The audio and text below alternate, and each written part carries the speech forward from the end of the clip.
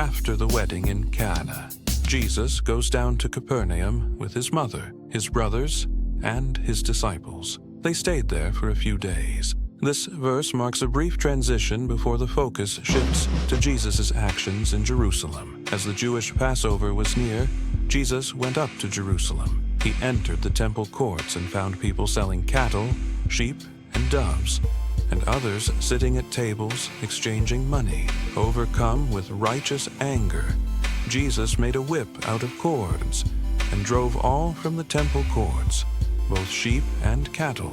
He scattered the coins of the money changers and overturned their tables. He told those who sold doves, "Get these out of here.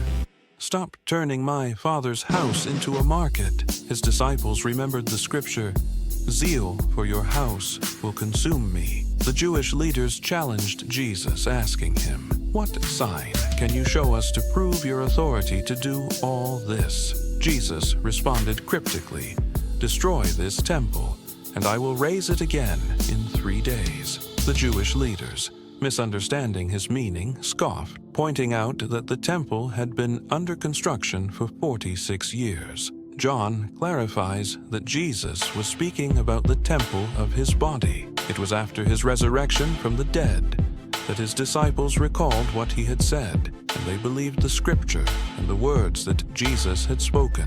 While Jesus was in Jerusalem at the Passover festival, many people saw the signs he was performing and believed in his name. However, John notes an important distinction.